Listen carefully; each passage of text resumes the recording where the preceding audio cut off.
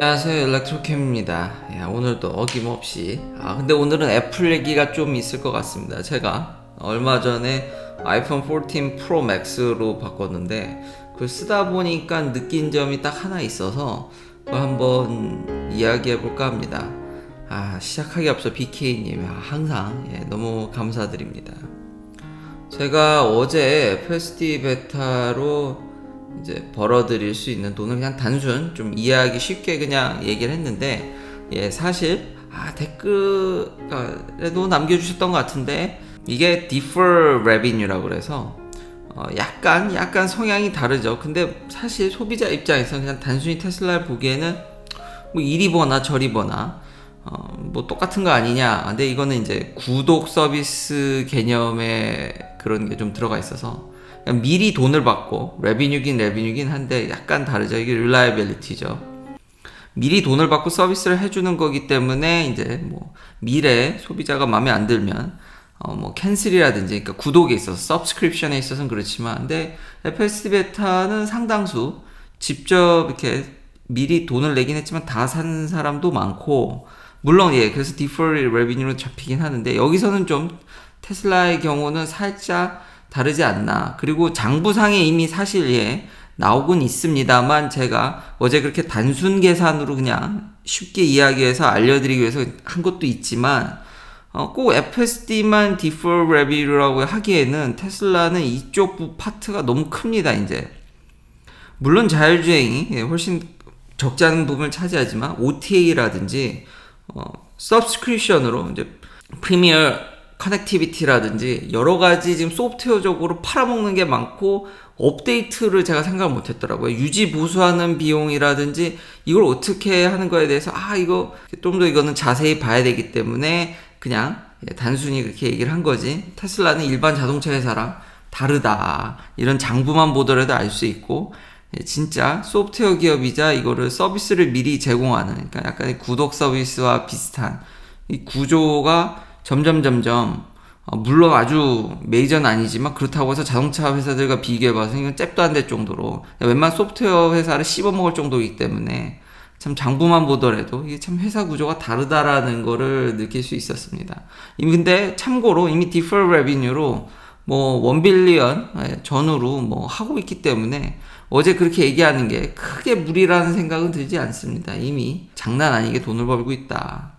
트위터에 대해서 이분이 참 재미나게 올렸는데, 트위터는 freedom of speech이고 스타링크는 freedom of information이죠. 테슬라는 freedom from oil, 스페이스X는 freedom from earth, 뉴럴링크는 freedom from neurological disorder and miscommunication이라고 하는데, 요거는 좀 공감이 안 되지만 트위터에 대해서도 요즘 미국에서 이게 진짜 계속 어제 이어서 핫한데, 그 어제 얘기한 것뿐만 아니라 좀 약자를 배려하는 거, 그렇죠. 저도 절대적으로 동의하고 그거 이해를 못하는 바가 아니긴 한데, 이게 항상 상충되는 것 같습니다. 약자를 보호하는 시스템 때문에 효율성이 저해되는 면에 대해서는 기업에서 사람을 고용할 때, 그쵸, 이제 많은 사람을 배려해서 뽑는 것도 좋긴 한데, 저라고 항상 언제까지 이렇게 최상의 퍼포먼스를 내면서 살 수 있는 건 아니니까요. 나이도 들고 갑자기 아플 수도 있는 거고, 당연히 이제 어느 정도 그런 걸 배려하는 사회 시스템에 대해서 반대하는 건 아닌데, 요즘 좀 너무 심한 면도 없지 않아 있지 않나. 그러니까 그런 거를 통해서 실력이 부족함에도 같은 이제 프로젝트를 진행해야 된다든지 이런 효율성이 떨어지는데, 중국은 그런 게 적기 때문에 제조에 있어서도 더 강점을 보이지 않나. 근데 참 어려운 문제인 것 같습니다. 그러니까 어느 선에다 이걸 잘 거야 될 텐데, 아니면 사회적 합의를 잘 이끌어내야 될 텐데, 요즘은 좀 더 배려가 너무 지나친 면이 있지 않나라는 또 생각도, 그러다 보니까 어제의 결론대로 이런 거를 그러니까 마음대로 이야기할 수 있는 장이 트위터가 앞으로 이렇게 됐으면 좋겠습니다. 그리고 블룸버그에서도 이제는 트위터 계정을 이용해서 이렇게 항상 헤드라인 정도는 알려주는데, 이미 유럽에서 사상 처음으로 모델 Y가 그렇게 비판을 많이 받지만 유럽에서 탑셀링, 한 달 September 탑셀링 베스트셀링 카로 for the first time이죠. 처음으로 전기차가 그냥 베스트셀링 카로 등극을 했습니다. 대단합니다. 대단해. 오버럴리 단점이 없는 건 아니지만 세상에 단점 없는 차가 어디 있습니까? 진짜 잘 만든 차라고 제가 얘기를 하지 않습니까? 이게 전 에버리지를 얘기하는 겁니다. 유럽 시장도 씹어먹고 있다. 기가베를린 돌면은 진짜 테슬라가 만든 역작이라고 생각이 됩니다. 진짜 잘 만들었다. 여러 가지를 고려했을 때 돈이 된다면 저는 개인적으로 주행거리가 여전히 1등이기 때문에 그래서 저는 모델 S랑 모델 Y를 다 갖고 있긴 한데 근데 모델 S는 너무 비싸죠. 그리고 너무 비싼 거 대비해서 내장이 마감이 그런 면이 있기 때문에 근데 저는 워낙 주행거리를 중요시 생각하기 때문에 어쨌든 평균적으로 대중의 시선을 봐도 전 세계적으로 진짜 잘 만든 차다. 이런 차를 만들어내고 앞서 얘기한 이런 구도 아니면 자율주행 서비스를 하다 보니 제가 놀란 게 아마존이 주식이 확 떨어졌는데 서이어가 얘기하기를 테슬라의 오퍼레이팅 인컴이 3분기 아마존보다도 더 높습니다. 테슬라가 이런 날이 오는군요. 그리고 P 레이쇼 한국에선 퍼인데 퍼도 심지어 테슬라가 더 낮습니다. 기가 막힐 노릇이군요. 이 빅텍이 무너지는 건가요? 그래도 테슬라는 저도 앞으로 그런 주식 얘기할 때 보면 가치주냐, 이제 성장주냐, 기술주냐 그런 거에 대해서 참 그런 흐름에 대해서 재밌긴 한데 요즘 빅텍이 너무 안 좋긴 한데 테슬라와 애플은 이거를 뛰어넘을 수 있을지 궁금하긴 합니다. 근데 정말 놀라웠습니다. 이제 아마존을 그렇게 높게 평가하시는데 장부상으로도 이게 테슬라가 물론 이게 앞으로 미래에 계속 지속된다는 보장은 없습니다. 회사는 항상 다이나믹하게 변하고 우리의 경제 상황도 다이나믹하게 변하지만 아마존보다 못한 게 하나도 없는 것 같은 느낌이 이제 팍팍 듭니다. 대단하다는 생각이 듭니다. 또 이제 제가 훌쩍 빠져있는 FSD 베타 얘기를 또 하기 전에 테슬라가 이게 캘리포니아를 떠났는데 캘리포니아에 여전히 공장을 짓는 게 더 신기하고 그러니까 이 메가팩을 생산하는 공장을 이게 어떻게 발음해야 됩니까? 레스럽입니까? 근데 어디 있나 찾아봤더니 그렇게 멀리 안 떨어져 있더라고요. 이쯤 있더라고요. 베이에리어에서 되게 가깝더라고요. 생각보다. 여기다가 공장을 하나 메가팩 공장을 하나 지었는데 무려 40GWh 정도? 쿼럴당 10GWh 이상을 뽑아내려고 하고 있습니다. 물론 지금은 2.1이지만 이거 1년에 40기가 미국의 에너지 시장도 쓸어 담지 않을까. 그리고 여기는 인산철입니다. 대단합니다. 이건 것도 참 기가 텍사스 주변에 지을 줄 알았는데 캘리에도 여전히 공장을 이렇게 짓고 있더라. 특히 에너지 스토리지에 대해서 아마 캘리포니아가 보조금을 더 많이 줘서 그렇지 않나라는 생각도 들고요. 그러니까 여기서 세미도 좀 만들겠죠. 지금 보조금을 폭탄 투하를 하고 있으니 다음은 이거 진짜 재밌는 건데 홀마스 캐탈로그가 이젠 이런 비교도 되는군요. 옛날에 웨이모랑 테슬라의 FSD 베타를 누가 빨리 가나 비교한 유튜브도 있었죠. 근데 여기서는 이제 크루즈가 완전히 무인으로 다니는데 홀마스 캐탈로그가 같은 지점을 자기가 FSD 베타로 몰아보고 그걸 똑같은 거를 크루즈로 GM 크루즈 자율주행 스타트업에 하는 서비스죠. 지금 한밤중에 완전 무인으로 세이프티 드라이버 없이 속도 제한 걸고 다니는데 속도 제한이 걸려서 그런 건가요? 테슬라는 같은 코스를 20분 만에 주파했는데 크루즈는 35분. 속도가 느리면 당연히 더 좋은 판단을 할 수 있기 때문에 더 안전할 수 있겠죠. 근데 사람이 깝깝해하죠. 근데 속도 제한이 걸려 있어서 그럴 수도 있습니다. 저 코스에. 이거 좀 상세히 제가 영상 보면서 깜짝 놀랐는데 아마 그것도 영향이 없지 않아 있지 않았나. 근데 항상 이런 것들도 고려해야 된다라는 거죠. 정확도뿐만 아니라 속도라든지 그걸 무시하면 안 된다라는 취지도 맞긴 한데 GM 크루즈도 속도 제한을 풀어버리면 어떨지 지금은 속도 걸고 지금 서비스를 하고 있기 때문에 제한을 어쨌든 좀 차이가 많이 나죠. 근데 제가 하고 싶은 얘기는 그렇다고 해서 FSD 베타가 월등히 낫냐? 그거는 솔직히 제가 크루즈를 이게 밤에 가서 전번에 얘기했지만 이거 한밤중에만 거의 그냥 오버나잇에만 서비스를 하기 때문에 제가 타러 가기가 쉽지가 않은데 제가 생각하기에는 차이가 없다라는 정도는 충분히 결론을 내릴 수 있지 않을까. 그러면 이 친구들 덕분에 법이라든지 지금 테슬라를 제한하려고 그러면은 GM 크루즈도 철퇴를 맞을 확률이 높은데 그러면 GM이 가만히 있지 않겠죠. 그리고 어떻게 해서든지 저기서 서비스를 해야 되기 때문에 같이 이렇게 하면 충분히 비슷한 수준으로 서비스할 수 있지 않나. 저기는 진짜 저긴 전력으로 저걸 다 하고 있고 라이다까지 달고 별 생쇼를 하는데 지금 대규모로 지금 하고 있는 테슬라와는 지금까지 제가 이렇게 그리고 저도 쓰고 있으니까요. 그걸 봐서는 큰 차이가 난다고 보긴 좀 어려운 것 같습니다. 다음은 스타링크 얘기입니다. 이것도 웃기지 않습니까? 제가 옛날에 스타링크를 저도 가끔 여행용으로 쓰죠.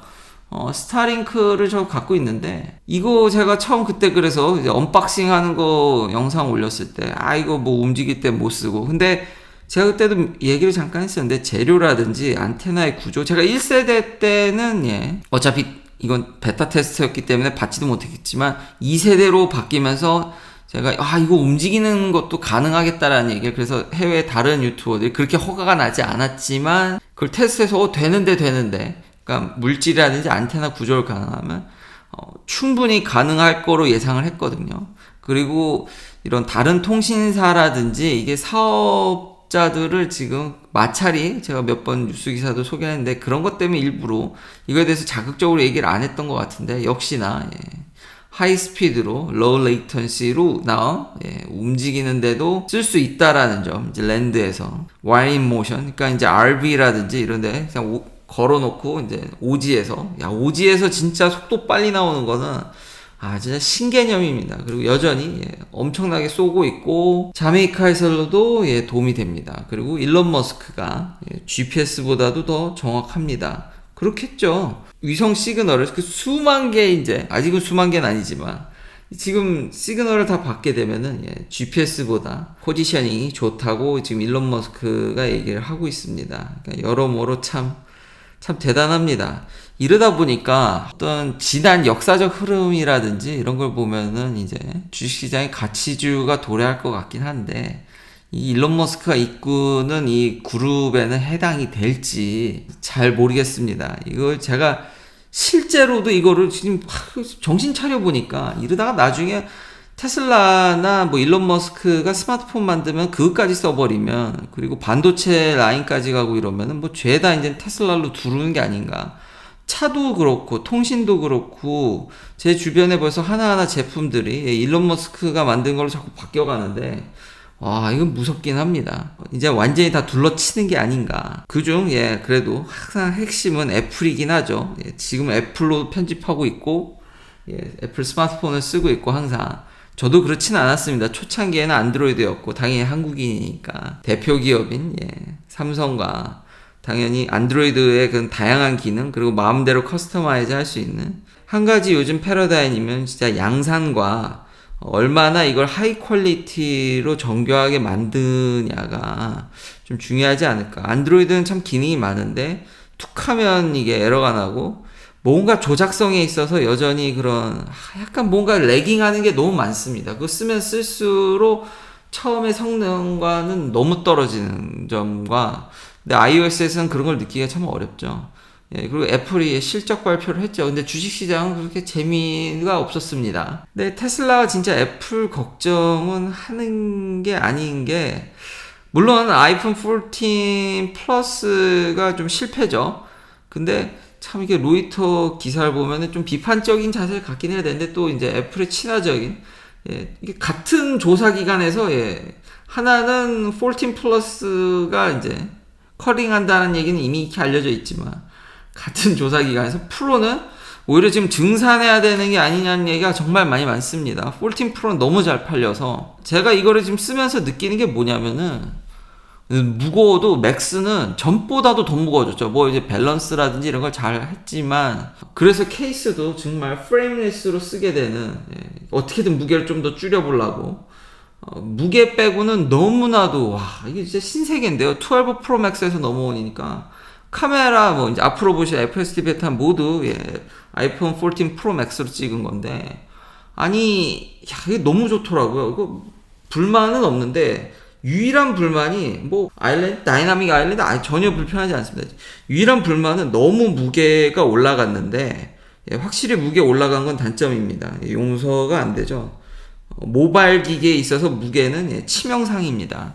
근데 이게 점점 용서가 되는 게 더 많은 성능과 더 많은 부가가치를 지금 아이폰이 생성을 해주지 않습니까? 그러다 보니까 그 무게가 용서가 되더라고요. 그러니까 지금까지 우리가 쓰던 물건들이 기능이 그렇게 좋아지지 않는다든지 뭔가 그만한 가치와 밸류를 생산하지 못하기 때문에 가벼워야지 항상 가지고 다니기가 편하니까 그런 쪽에 치우쳐지지 않았나. 만약에 무거워진다고 하더라도 사람들이 그걸 쓸 수밖에 없는 기능이라든지 그 기능이 충분한 느끼기에 더 많은 가치를 느낀다고 생각을 하면 무거워도 소비자들이 용서하지 않나. 왜냐면 옛날 리뷰들을 보니까 지금 아이폰 14 프로 맥스는 탄생해서는 되지만 안 되는 폰입니다. 웬만한 진짜 1인치 옛날 소니가 만든 조그만한 카메라 무게가 거의 다 왔기 때문에 이거는 진짜 스마트폰으로서의 가치가 옛날 기준으로 보니까 이건 존재해서